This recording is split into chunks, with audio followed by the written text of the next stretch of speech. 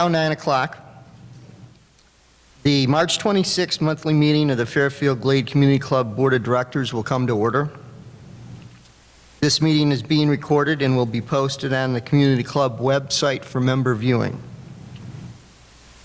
Before we honor America this morning, I did want to make an additional comment that as we stand and pledge allegiance to the flag, that we not only remember those who are serving in uniform, but also those who are serving our great country in the medical fields, who are delivering the supplies and food that we all need to get through this.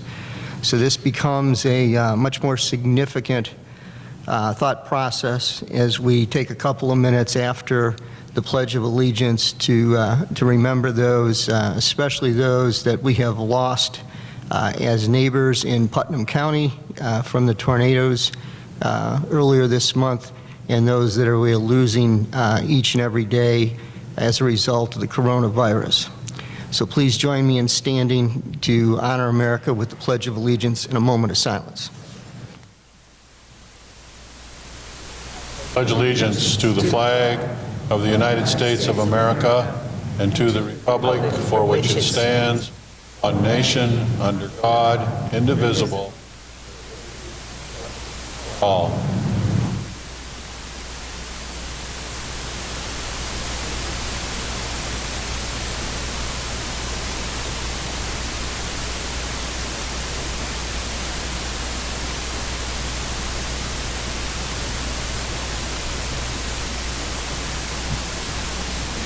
Pat, would you please call the roll for the board members? Here. Chalfant. Here. Mr. Floral. Here. Mrs. Galloway. Here. Here. Chairman, we have 5 board members. Thank you, Pat. I'd also like to make a comment this morning that we do want to remember Diana Chalfant and her husband. He is recovering this morning after emergency surgery for a kidney situation, so she is not with us this morning, but we do want to remember her in our thoughts and our prayers. May I have a motion to approve the minutes of the prior board meeting held on February 27th, 2020? I so move. Do I have a second? Support. Is there any discussion? All in favor, say aye. Aye. Opposed?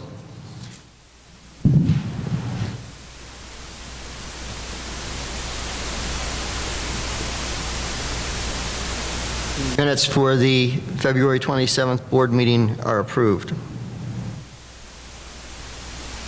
Let me again reiterate that this meeting is being recorded. It will be posted on the community website for member viewing.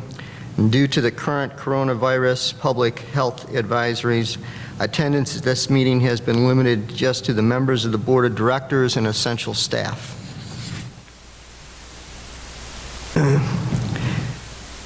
The across-the-board message for this week, before I begin to discuss the topic of COVID-19, we want to stress the importance of being aware of possible scammers as they attempt to take advantage of the generosity of many seniors who are motivated to help those in need.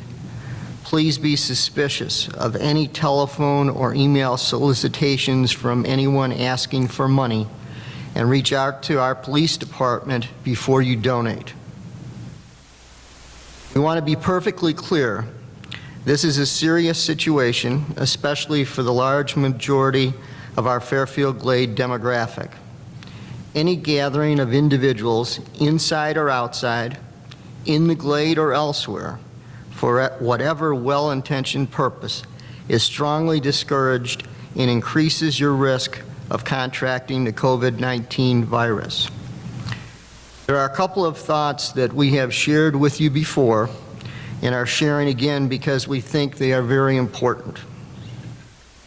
First, compassion is an important part of caring for one another. Let's try to remember that while we are all taking the necessary precautions to social distance from one another, we should really be focused on physical distancing, complemented with a significant measure of social outreach. We all know family members, friends, and neighbors who may live alone or who are isolated by distance. Each of them could use a simple telephone call, an email, a text, or an old-fashioned note just to let them know you care and that you are just checking in to see how they are doing. Helping one another to feel that all-important social connection with our community is critical, especially during these difficult times. Second, let's all remember that helping one another during difficult times is part of who we are as a community. So let's try to use some restraint when it comes to stocking up. It's appropriate to buy what you need, but that's all. Let's leave something in terms of extra supplies for those who really need them. Third, there are 2 new services that are being offered by our Fairfield Glade community. Fairfield Glade Resident Services, or FGRS, who are really our friends and our neighbors who volunteer to support those in need within our community, are offering a free prescription pickup and delivery service from local pharmacies for those who should not or cannot go out and pick up their medications. Individuals who need this service will need to contact their local pharmacy to make the necessary arrangements. Second is our Fairfield Glade Police Department's Most Vulnerable Person program, the MVPs. The Fairfield Glade Police Department has set up a hotline for those most at risk in our community. This hotline is for anyone to call to receive help for themselves, a friend, a neighbor, etc. The hotline number is 931-484-3900. Please leave a message with your name, number, and address, and someone will call you back as soon as possible. On the brighter side, we should all be thankful for the efforts of those who continue to provide our community with much-needed services. Many of our community team members are continuing to work to make sure essential services are still being provided for our membership and guests. They are manning their positions, taking our calls, and answering questions. Our public works team, including the trash pickup crew and our sewer team, continue to provide their regular services. Our police department and fire department continue to protect us and respond to calls for assistance. All of our facilities are being staffed so we can take care of essential business, do deep cleaning, keep our facilities in good condition, and get organized for when we reopen. Maybe the next time you see one of our team members, a thumbs up or a simple thank you might be in order. And who knows, it might even make you feel better. For those who really miss the exercise you get from participating in the recreational sports at our amenities, don't forget that we have over 20 miles of walking and hiking trails. So get out there and get some fresh air when you can. You can also walk the cart paths of our golf courses since they are closed to golf play. But watch out for our maintenance team as they continue to maintain our golf courses to make sure they are in great shape when we reopen. A closing comment regarding COVID-19. It's okay to be frightened or scared of the unknown. That is to be expected, and it is a normal human response. Try to focus, though, on the brighter side. Be inspired by those who are showing us extraordinary bravery and courage as they face uncertainty every day. We are all in this situation together, and together we will all get through it. Helping our neighbors with tornado relief. Earlier this month, Middle Tennessee suffered a devastating damage and loss of life from multiple tornadoes. Today we remember the 25 individuals who lost their lives that night, 19 of whom were our Putnam County neighbors. The devastation and heartbreak caused by this event has once again ignited a spirit of giving, support, and generosity within the Fairfield Glade community. Our Fairfield Glade Police Department's critical response unit deployed to the tornado scene the morning after the disaster and remained there providing assistance throughout the week. Our police department also borrowed a 16-foot enclosed trailer from our water treatment plant, and with the help of generous Fairfield Glade residents, filled it with thousands of the most needed items to help in the recovery. The loaded trailer was then delivered to the Putnam County Disaster Relief Coordinator.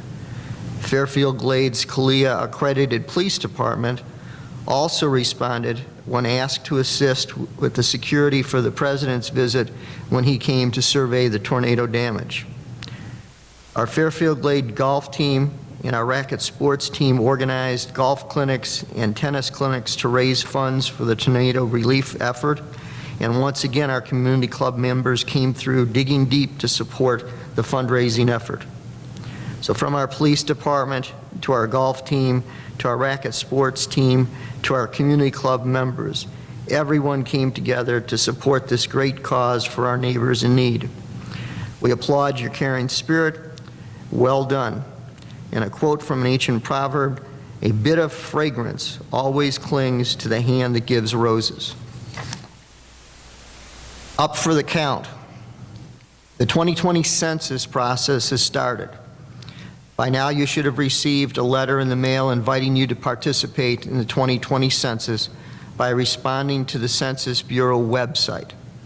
If you do not respond electronically to the website, you will be sent a full census questionnaire in the mail.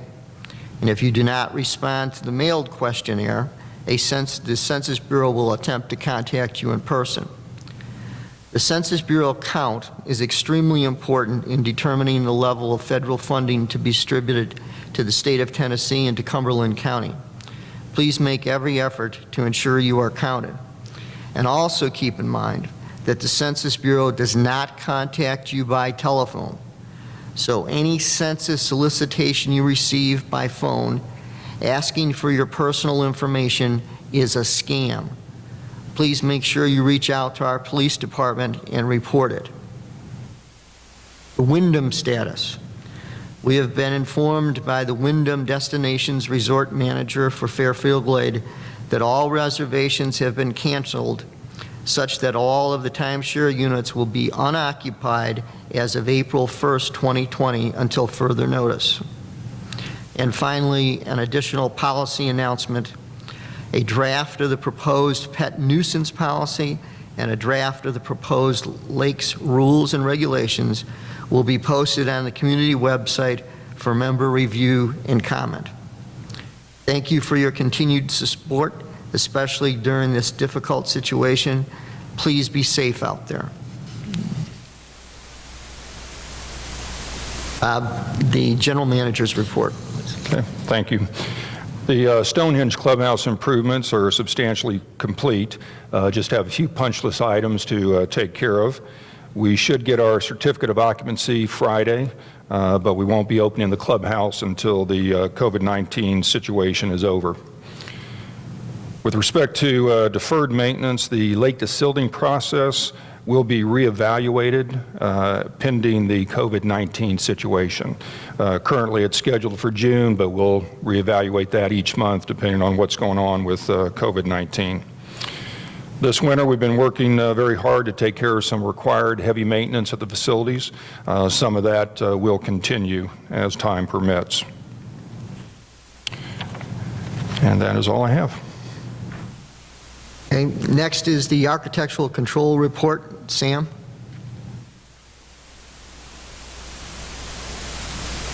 Thank you. The miscellaneous approvals through for February 2020 is 126, through February 20 is 214. The new homes approved in February of 2020 is 7, and through February 2020 is 16. The new home starts, including manufactured homes, are 5 for February, and a total this year of 14. New homes completed, including manufactured homes, there was 7 in February and 17 for the year. Due to the COVID-19 virus, it may be difficult to repair certain property standards issues. So we will be suspending fines on those issues that fall into that category. My report. Thank you, Sam. The monthly financial report, Denise?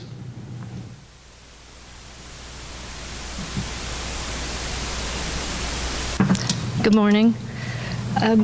Overall, the club is still financially strong. We have, for sewer, we have sewer cash at $2.5 million. Property, plant, and equipment is at is that better? Property, plant, and equipment has $10.8 million, and equity is at $13.1 million. For POA and amenities, our cash is at $5.3 million. Property, plant, and equipment at $35.4 million, and equity at $35.7 million. For sewer, results from operating activities for the year is positive $152,000, which is a positive $110,000 to budget. This is mainly due to sewer tap fees. We had some residual from last year that they did, and some more for this year. Net capital income is positive $41,000. But that's a negative variance to budget of $30,000, and that's due to lower sewer capacity and availability fees. Net cash flow after capital expenditures and debt principal is a positive $130,000.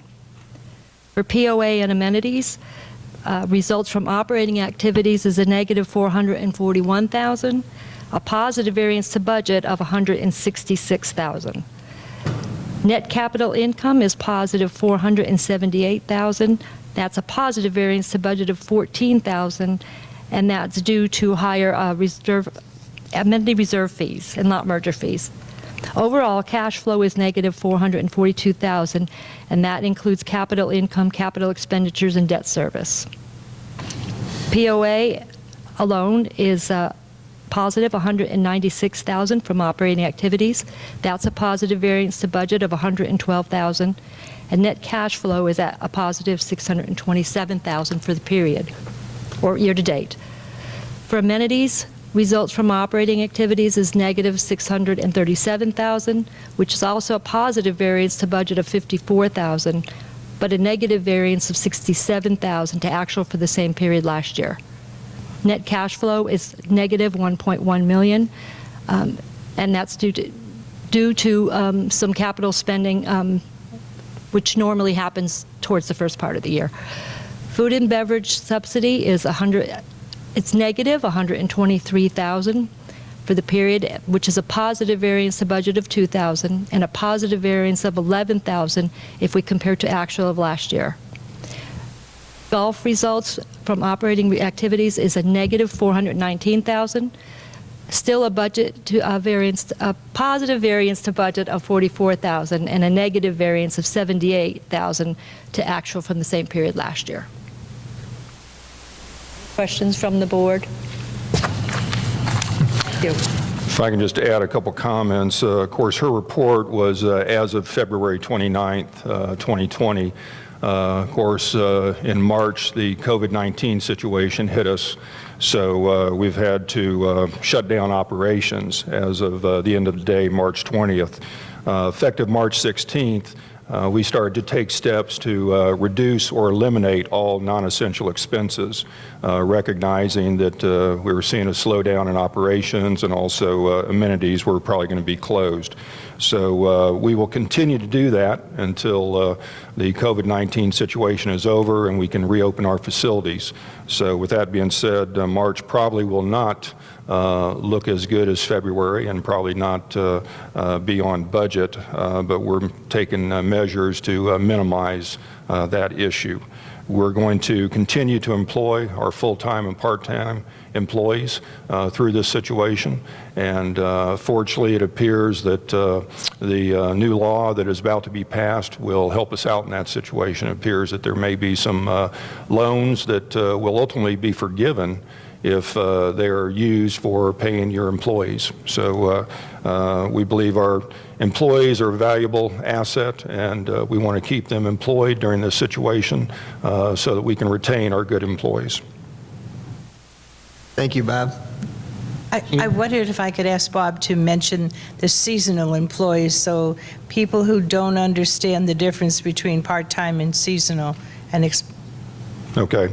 Our part-time employees are employees that typically work year-round, but they're not working on average 40 hours a week. Whereas our seasonal employees are employees that we bring on starting in March.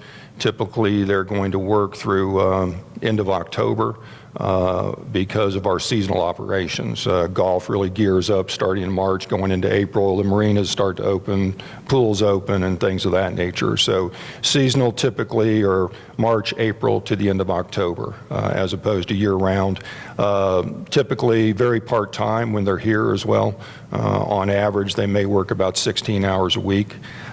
So those employees, for the most part, have not been brought back because of the COVID-19 situation. So they're eligible to file for unemployment compensation. And in fact, a lot of them do that when they leave in October.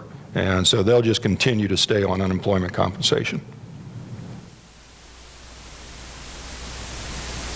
And the proposed legislation extends unemployment coverage for a significantly longer period of time as well. So I think those folks will probably be covered for the near future. That's correct. I think it's additional 4 months over the standard. The next item on the agenda is some unfinished business from last month. And Bruce, did you want to comment on that? Yeah, we posted last month a proposal to increase the change order fee from $50 to $100 for the ACC. Following the discussions yesterday with the board meeting, the board has elected to postpone that increase. And what we will do is we will review that fee and other ACC fees during the budget process this fall. Then under new business, we have a number of purchase requisitions. I want to make the announcement that yesterday, as we discussed these PRs, we have decided that the Robin Hood Park clearing PR for $27,200 is being deferred until a later date.